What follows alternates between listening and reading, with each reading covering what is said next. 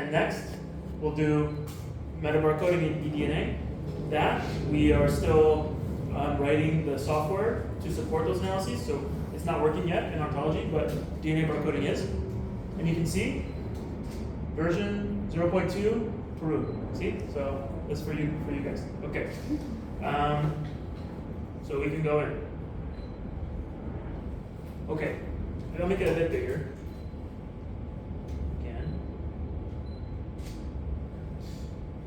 Looks, see, you can see here sometimes the start looks a little funny. Maybe make it a bit wider. So you can see there's the different sections of the workflow. We'll go through the whole thing. There's 3 sections: prepare, implement, and analyze. Prepare is green, where you set up the information about your run and you work in your specimens. Okay. Implement. That's what you'll do this afternoon with Robin and what you did yesterday. That's the laboratory work, molecular laboratory work. So ontology contains tutorials and explanations of how you do it. So DNA extraction, PCR, and sequencing. Okay, they're gone? Okay. And then, yeah, okay, yeah. Yep, okay, ciao Robin. Analyze is the bioinformatics, okay? So analyze the sequence data and upload to Cold. Okay, and so this is the way we do things now. So we don't, for our analysis, we don't usually do big complex, we write the pipelines once, and then we build them in here, and then we just push a button, right? And that's the way it works. So we'll start a new run. Right here. So you can see here, we're still designing the box, so we have some temporary images, right? It's just development software, okay? So run name. Let's call barcode class. And you put information about the batch ID, which is the specific box of plates that you have. We can put University of San Marcos 001. Okay? And then you move ahead. Okay, and so the way it works, this is what it looks like. Each kit that we have comes with 10 plates. And by the way, we sell the plates, like as a university, we're not trying to make money. Cost each one about $50, so not too expensive. And for some people, some projects, we give for free, okay? And software is always free. So we start with plate 1, okay? And you can loop in the software, you go through them all if you want. So what we will do is, this is what we did in San Marcos. So that's the photo. We prepared all these insects. And it's a little dark, sorry. So this is what we'll work on. So there's 95, okay? Almost all are butterflies, mariposa. There are a few that are not. Each one of these, we also photographed each one. So you can see, not the nicest photos, but I did it on my phone, right? So I attached a little lens to the phone that zooms in. And I got better toward the end of the trip. But this is the first ones. So they look okay, right? So that's what they look like. And that's enough, right? For ontology. That's all you need, those little photos. Most are Lepidoptera. Who knows what that is? Anybody?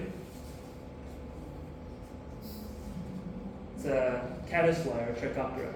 So there's one of those. Then there are some bugs, Hemiptera, right? Yeah. And that's important, so I can explain that in a minute. Okay, so we'll start on the first plate here. And so green is the one you're working on. Blue is one, if you did 2, then this would turn blue, and number 2 would be green. Run is one time you use the sequencer, so that would be great if you've already used that plate. And then white is ones you can use in the future. So this is the workflow it's an overview that we went through already. So we took out small ones and put them in a plate. The big ones we put on the pin. We took all the metadata, and I'll show you that in a minute. We took all the photos, took all the data, sampled the leg of the insects into the DNA extraction, extracted DNA, put the labels on, and then that's that. So we walked through all this in ontology, take you through it all. Again, so we're developing this, so that's all the temporary placeholder photos. But this shows how to sort the specimens for barcoding. So you put small ones that are less than 5 millimeters into the wells of a plate. You extract DNA there. Big ones you pin. So these are stretched. Just we're fixing it, but that's how it goes. Shows you how to actually put them in there. So you can have small ones in the plate, big ones in the box. Okay. So now, what we need to do is download the data that we will use for the run. So we can get this saved here into downloads, metadata sheet for 01. Okay, so we go here. So you see this file just created. So open this. Okay, and so then when you're pinning your specimens, I'll zoom in so you can see,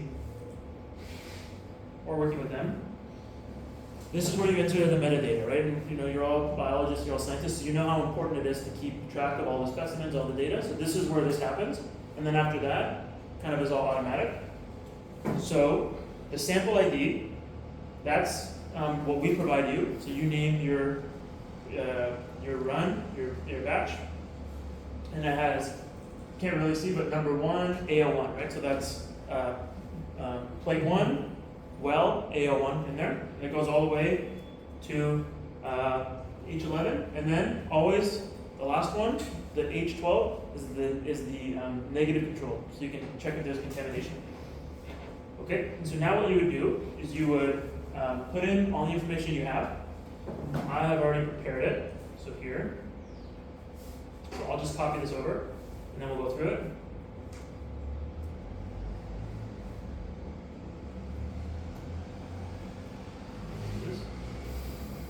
So this is the real data we have.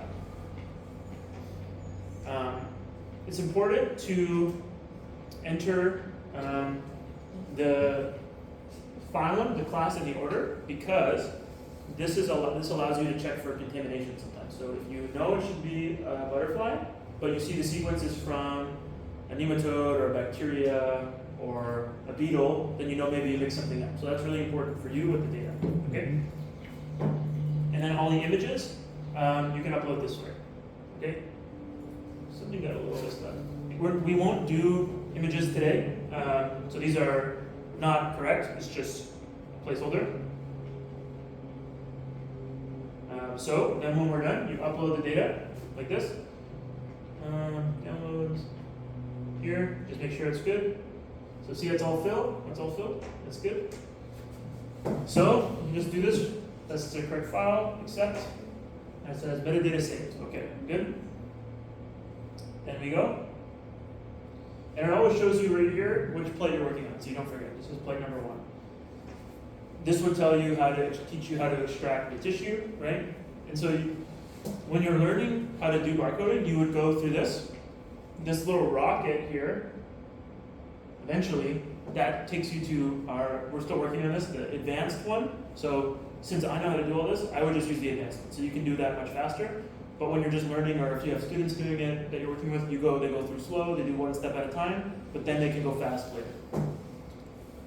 So, and you can download protocols as we go as well. This would give you labels for your specimens, so you can print them out and then attach them for the big ones. Again, still working on it. This tells you how to do photographs. Once you take all the photographs, you just upload the whole folder. So like I showed you earlier, all the photos in there. This is where you just drag the whole thing over. And then, some of these numbers we're still working on the coding, so it's not working. But this tells you if you're missing information about any of the specimens, it would turn red or yellow. But you can sort of see here, we're still working on it, still a little bit, it works though. So 95 specimens, no images, we didn't upload images, that's okay.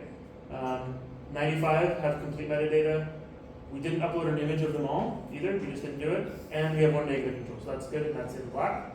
And then the whole summary of the whole run. So this run, we're going to do the sequencer. 1 plate, 95 specimens, and 0 with missing data. Again, there's some bugs, it's okay. Okay, so then you would decide, yes, add another plate, repeat the prepare, or proceed. So in the real time we did this 10 times. But now we can proceed, okay? So this takes you through what you do in the lab. You can see the different steps here, so alkaline lysis, neutralization.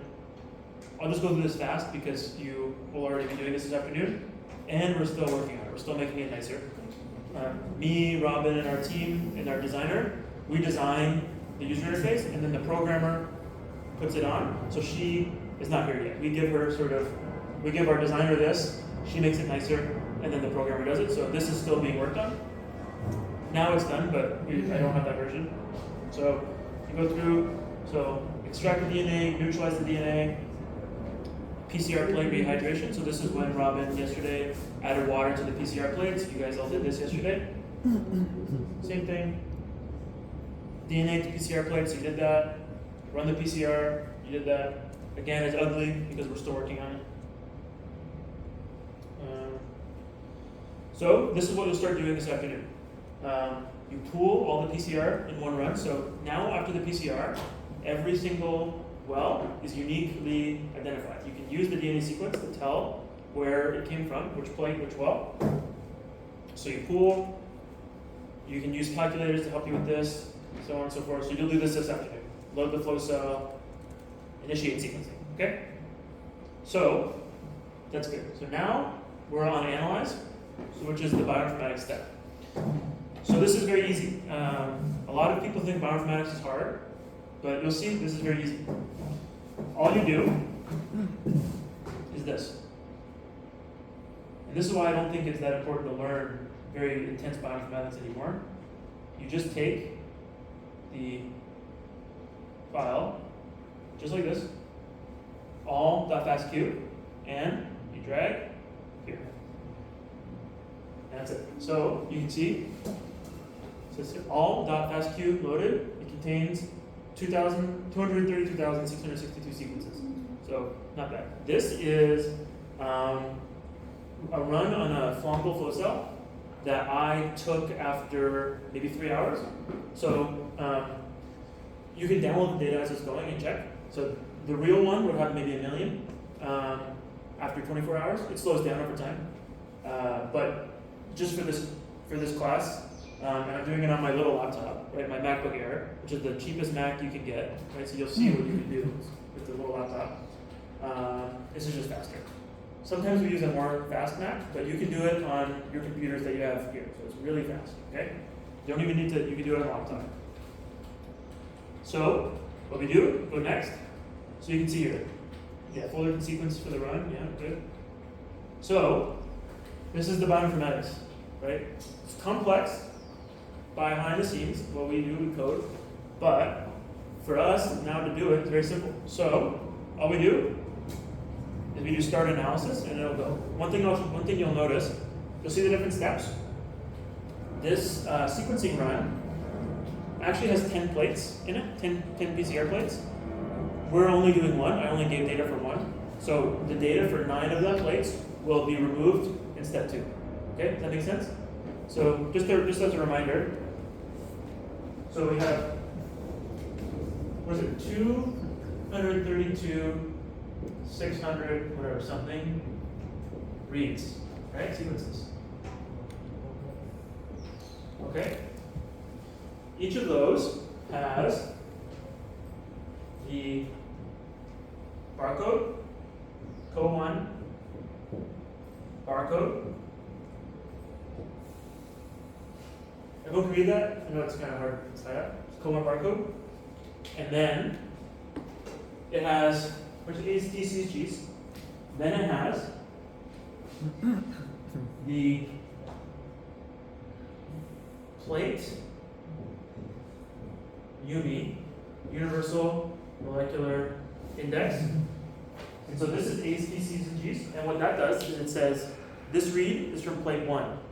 This read is from plate 2. So every sequence that's from plate 1 has the same there. Okay?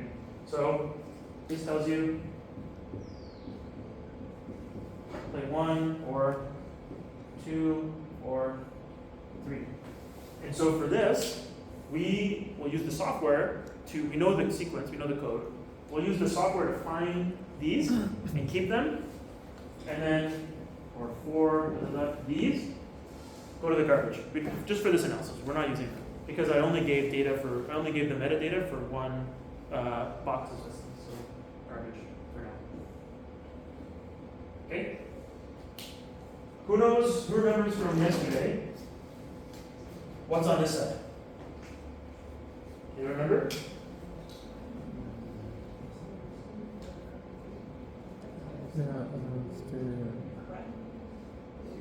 The primers are there, yeah. So the plate uni is part primer. So actually it's primer and then uni.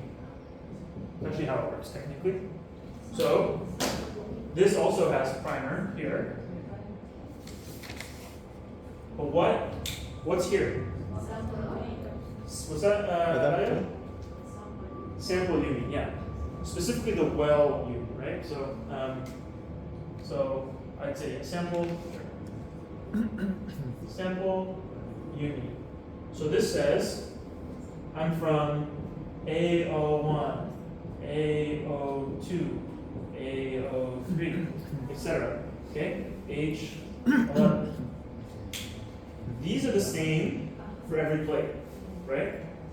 But these are different for every plate, right? So you have unique combinations. So you look at this one to say which plate, and this one to say which well. And so that's what the software is doing. And so we design these.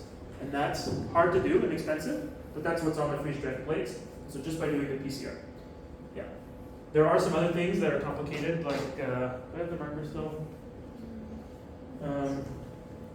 There's little bits of DNA that are needed to work with the sequencers there, but it doesn't matter so much for us. Yeah, Stephanie? How do you obtain the different cuts for the sample and the weight? So we design them. So we know which way this goes, right? So the barcode, it's DNA is one directional, right? It goes one way. So we know that this is the start, and this is the end. So what we do is we know that the plate ones are on one end, and the samples are on the other end. I might have mixed up which one. Sometimes it doesn't matter which order you do. Sometimes we use them one way, sometimes we use them the other way. So we just know over here. So you could actually have the same sequence here as here, but because you know it's the end, it's okay. So what this would do, Yumi, it's 16 letters, so it might just be like A, T, G, G, C, T, T, A, C, A, T, G, 1, 2, 3, T, T, A. So we use 16 sequence. So we look for that. So we say in the sequence, where do we see this exact sequence at the end? And then say, okay, we see that one, that goes to plate 1. We see a different one, that goes to plate 2. Right? So this one is only in plate 1. And we do the same over here. Same thing. We just know. Yeah. Are these the same cuts from We designed our own tags. Yeah. Because we needed them to be attached to the primer. Yeah. So we made these full things. Nanopore provides some tags, which we use as well sometimes. Actually, those sequences are from PacBio, the other sequencers. So we use their sequences, but it doesn't matter. Yeah. So we use the maps from PacBio. Yeah. So every one of those reads will have some of this information. I'm going to make sure my computer doesn't go to sleep in a second. I use this program, it's called amphetamine. So it's I'm just explaining, reviewing how you your stuff. Okay. Yep.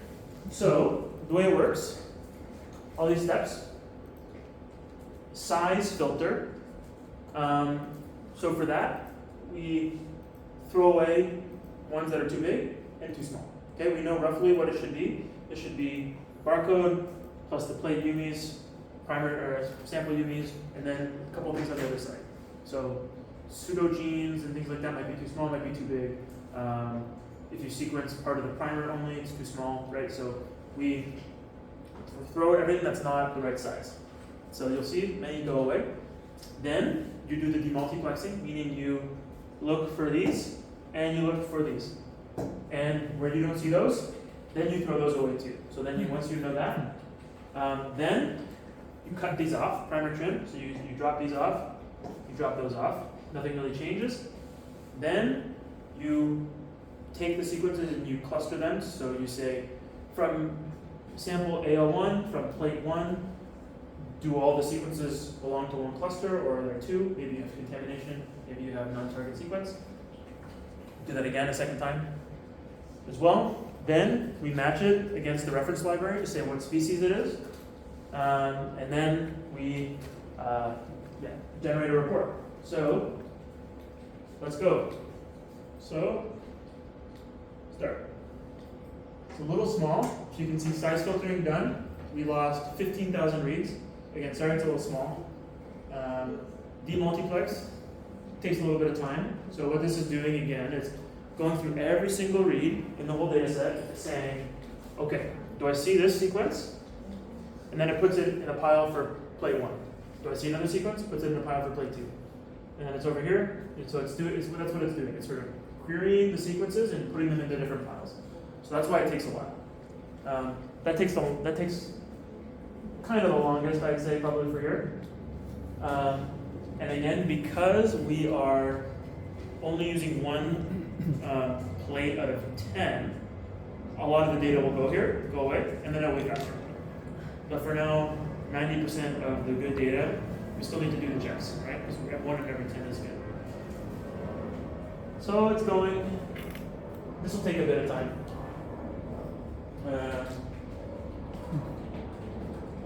Who wants to see the things we're sequencing? Want to see more photos? Sounds fun.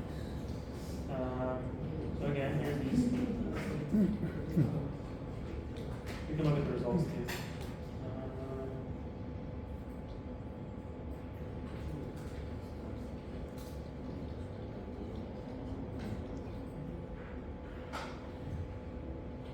Here's some fun ones. So here's the whole. This is the most fun plate, I think. You guys see that? Look at that. Okay. It's like that big beetle. I think it's called a Hercules beetle or Neptune beetle. I think that's the heaviest insect. I'm pretty sure. It's really cool. Big moths. These mantids. I think like half of those mantids, big ones, new species, which is crazy. Sphinx moth. This is the most very aggressive bee or wasp. Very, very aggressive. Yeah. Pretty cool.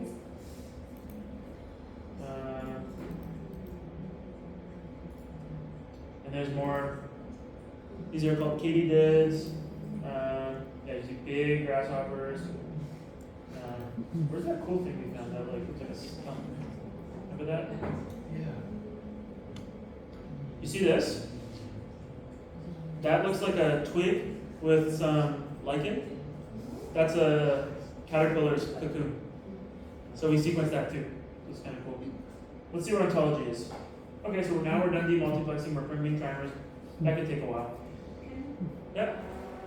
Yes, Danielle? One question. So the 232 sequences that we have in this file are getting cleaned and clustered all at once by one? Yep. One click. Yep. It's all it takes. One click. Yep. So yeah, because it's the same thing every time, right? You have the sequence. The sequencer produces one type of file, which is called the FASTQ file. It's always the same. It's very standard. And then you always do the same thing to it, right? So the way this works is because we know in the software, we've designed it, we know what sequence is supposed to go with which well or which plate, right? So we've built in the back end of the software it's called the map, right? So we know A1, plate 1 should have one certain sequence there on one side and the other certain sequence on the other side. And so and we can choose that if we want to stop at some point, for example, if we have like fishes in one part of the plate and insects in another, or we have to put all the samples of one project, like just fishes that we need to cluster.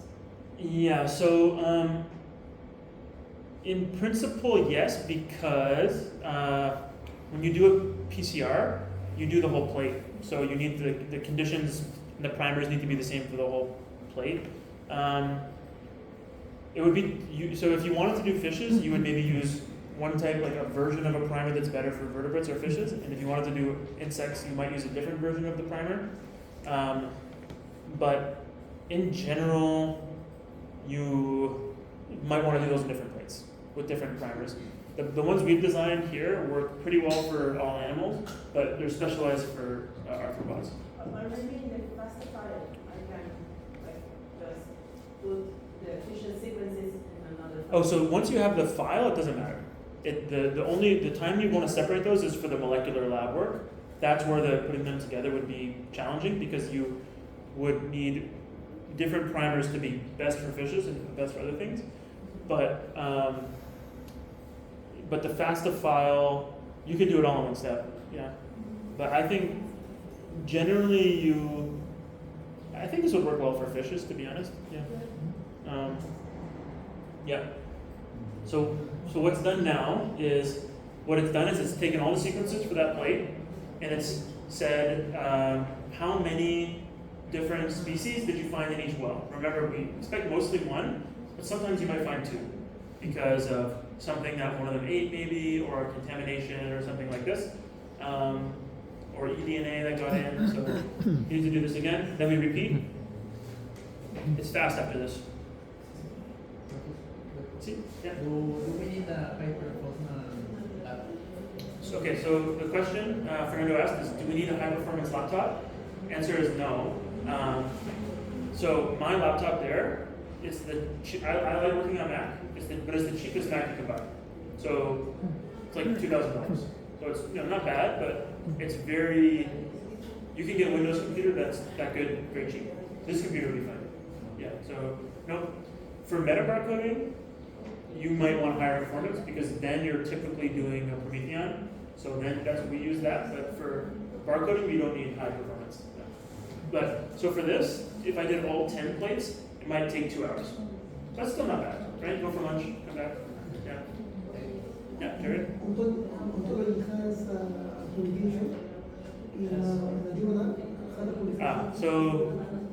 Question is, does Ontology have a publication? It will, not yet. So it's not done yet. So we are still working on it.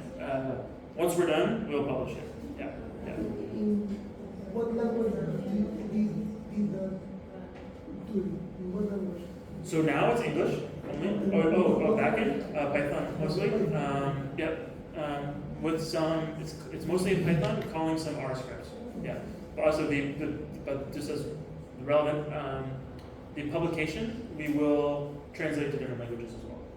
So it'll be in Spanish, and also the software hopefully we'll have in Spanish as well. Yeah. And other languages. Yeah, but it's written. We have a really great programmer. There's a woman named Emina from Turkey, and so she's doing almost all of it as a part of our team on the back end. But we're going to hire somebody soon who can work in Windows to move things over. But yeah, so now it's finished identifying most of the species. Now it's just trying to say which ones are likely real, which ones are likely not real, like sequencing errors and things like this. So that'll be done soon. Yeah. We built this in something called VS Code, is what we used to build it in Python. How many more analyses or time do you need to publish it? How much more time to publish it? I think 1 more year.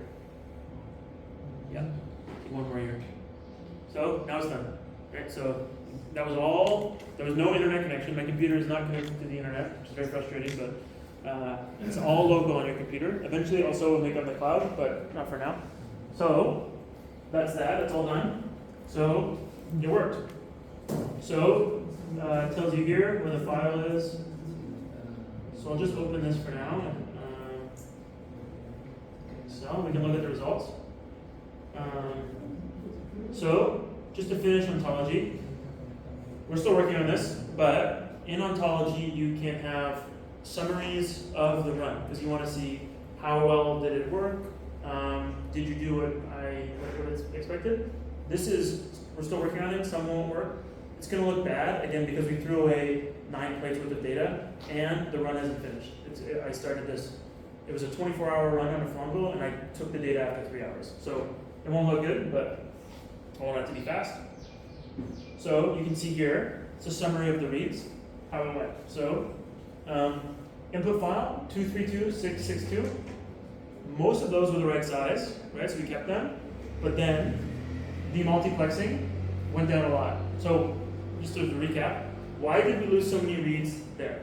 Demultiplex, based on what I said. How come it went from 215,000 to 13,000?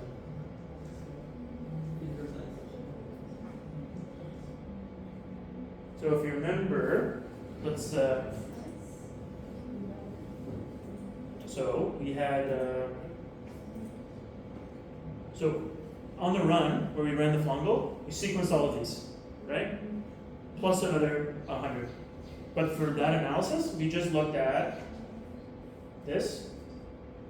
So why then, so why did we lose so many reads from here to here? Anybody guess? Same species. The same. Same species. Nope. Not the same, not because of the same species.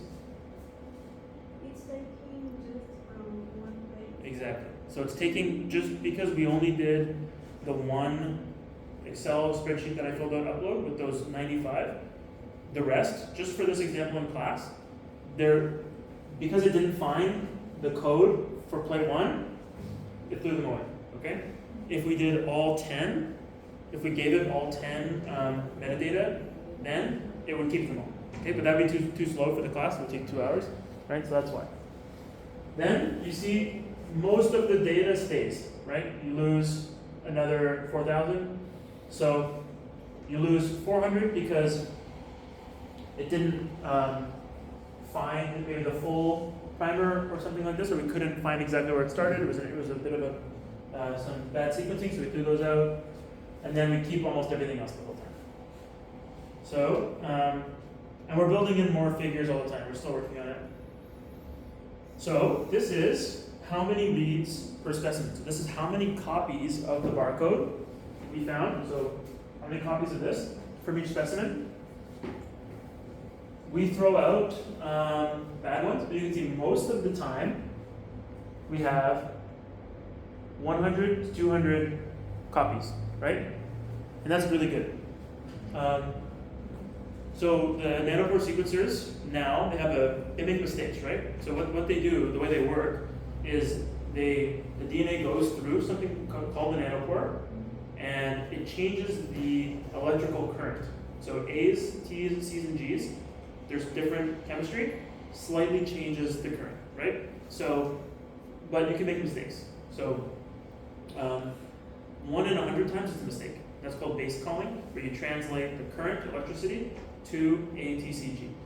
But if you have 100, so if you had 5 copies, then every one of those has a mistake. You'll have mistakes in your barcode, right? And these mistakes are kind of random, okay? But if you have 100, then every one might have a mistake. So you have, one with a mistake here, the rest, 99, don't have that mistake, right? So you can tell which one is the good one, which one's the not good one, right? That's what's happening in the clustering stage. So this is really good coverage. This is what you want. or we call it sometimes a good read depth, we would say. So your sequences over here, likely completely accurate. Over here, maybe some mistakes. Let's see what else we have. This will mean, okay, so if you had more plates, you'd have more columns, okay? So we only did one plate. So what this shows you is how many specimens you're confident you got a good quality barcode, which means the ones that are Lepidoptera, like a butterfly, you got a sequence from a butterfly, right? And things like this. So for this 71 out of 95, it's not bad. After, if we analyze the file from the full 24-hour run, that's better. We ended up for this project with 95% success. So this is, again, this is just partial. This is the chart of reads per specimen. Okay, OTUs per specimen. So, if you have a lot of contamination, you'll have multiple sequences from each specimen, right? So the specimen that's in, like if you put a butterfly and a fly goes in, you'll get both of those sequences, right? Out. And so you'll end up with that well, 2 OTUs. So what you want in barcoding is generally 1. Because that's, you're confident it's the right one. So what you see here, every single one that we got has 1 OTU, meaning there's no contamination on the plate, or we didn't detect, like, if you sequence the whole thing, like a small animal that, small parasitic wasp maybe or something, and you sequence extract DNA from the whole body, then you might get the DNA of a toast or something like this too, or you might get the parasitoid that's inside of it. But because these were all legs from big animals, you get less contamination or less DNA.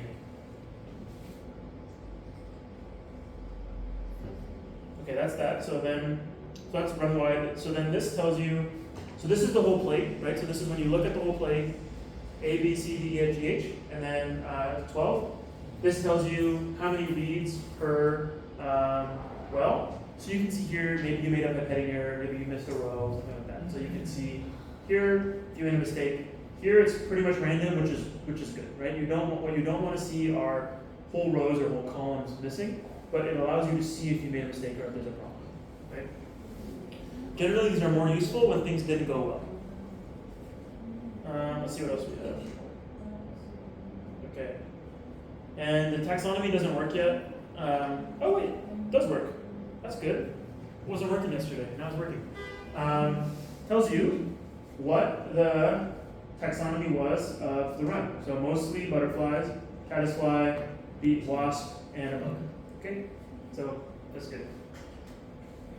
And we add new figures like this all the time, just depending on what we think people want and what they tell us they want. We don't want to add too many because it gets complicated. And then there's a summary table that just you can download for your records if you want. It just summarizes, boring but good information to save for your metadata. Okay, and then this also doesn't work yet, we're working on it. So normally to submit to Bold, you have to submit all your images, you have to submit all your sequences, all the metadata as a separate spreadsheet, which is annoying. But here, you just submit, and it will go. So it's very easy. We're still working on this. It's not ready yet. If you do it, it will just send it to our Google Drive. But it will work eventually. So that's it. That's the whole thing. So let's look at the results. So we'll look at the results, then we'll take a break, then we'll do some more work in R, okay? So the results I downloaded are here. I'll make it bigger.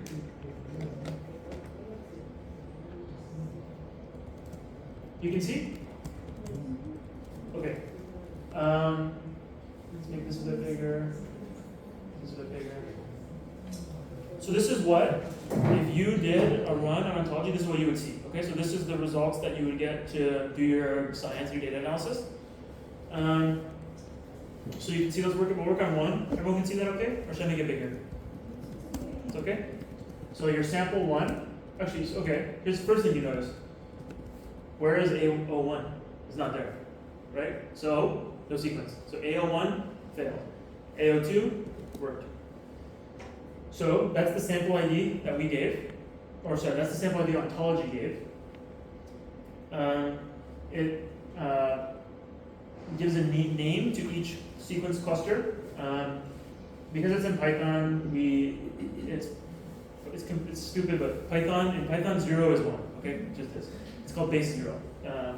So for that one, 35 reads, so it's pretty good.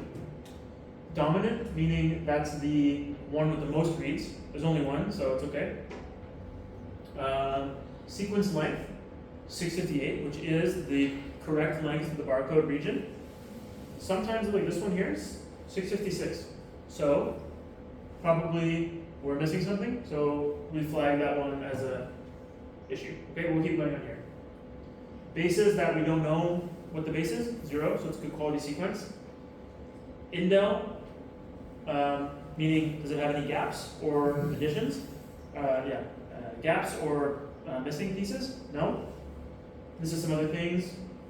Chimera, we'll talk about chimeras later. So we say confidently, okay, that's mitochondrial co-1, okay? Does it match the taxon that we thought? So we think it's a Lepidoptera, and it is, okay? And then, this is a little boring. If it doesn't go well with lots of contamination, there's more information. So we see what we get. So these are the taxonomy results, okay? So Arthropoda, Insecta, Lepidoptera, Euribidae, unknown genus, unknown species. So this is probably the first specimen from that genus that has been barcoded, right? So pretty cool. And we now do, I don't think we have it yet. Do we have it? No. We're developing a version where it also gives the bin match, or whether it has a bin match or not, but that's still under development, but it will change. So it also gives you the whole sequence, right? So the A's, T's, C's, G's. So if you ever want to check your taxonomy again, you can see the actual barcode sequence, right? So that's there. And then here are, you might find this interesting, probabilities. This is kind of hard to see. Let me see if I can make this bigger. So this is a little bit more information about the taxonomic assignment probabilities. So this is from a program called Syntax that we use. So we say here, I think we don't report things below a certain, no, we do report everything. Okay, so we say 100% arthropoda, right? Arthropoda. We're 100% sure that's an arthropoda. 100% sure it's an insect, 100% sure it's a butterfly, 97% sure it's a member of this family, and everything else we have no idea, 0. Right? The next one,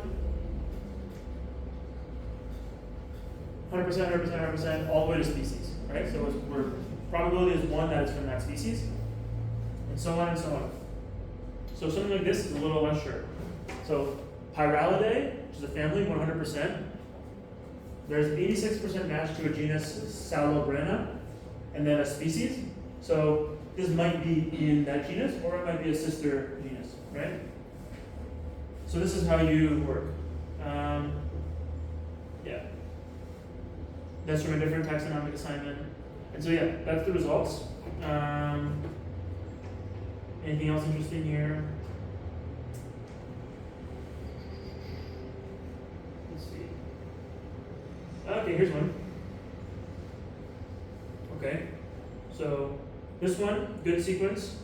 False, false, false. Okay, this is this column. Taxonomic match is a mismatch. And it says it's a beetle.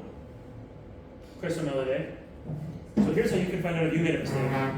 Actually, I made some mistakes because sometimes the moths were beetle mimics, and I didn't know that, so I called them a beetle, but it's a moth. So this one, you can say, okay, O1G02. So we got a Chrysomelidae sequence, which is a leaf beetle. So we go back to our photo. What do I call it? This is what I submitted. G02.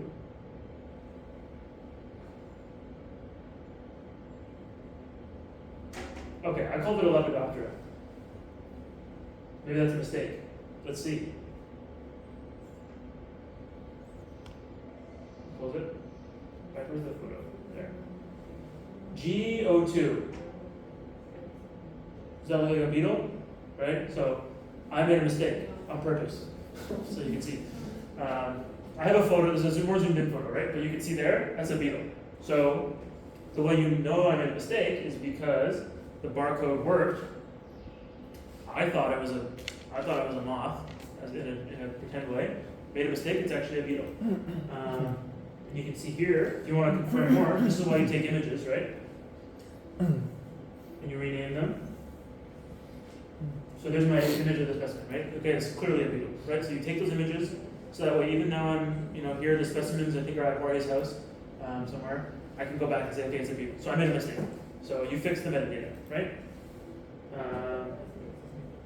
But yeah, some of these, like this, if you look from the top of this moth, it looks exactly like a beetle. It's crazy. So sometimes I made those mistakes and then you fix it. Anything else on that you want to show?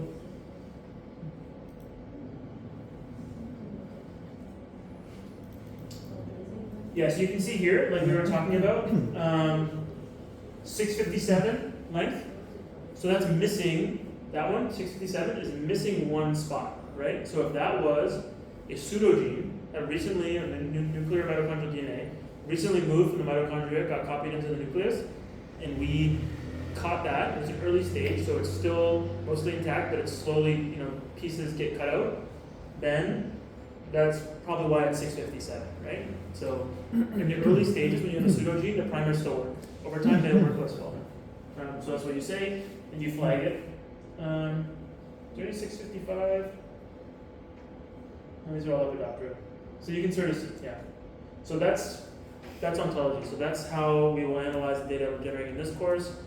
I think this is the way a lot of people will do barcoding in the future. I think this is the bioinformatics complex, but because it's so standardized, everybody's doing the same thing all the time. It doesn't make sense for everyone to write their own pipelines. Just use the ones that are good. You have professional people developing them, and I think that's the way it goes. The code for this is all open source, so if you're advanced, you can use ontology to analyze your own plates, but it's more difficult, right? But it's okay. So, any questions about ontology? Pretty straightforward. So probably maybe one year everyone can have it, hopefully, I think. Okay, so we will do more R at, let's say, 11:35. So we'll take a 12-minute break. Is that okay? 12-minute break. We'll come back and we'll do more intermediate stuff. Okay? So, yeah.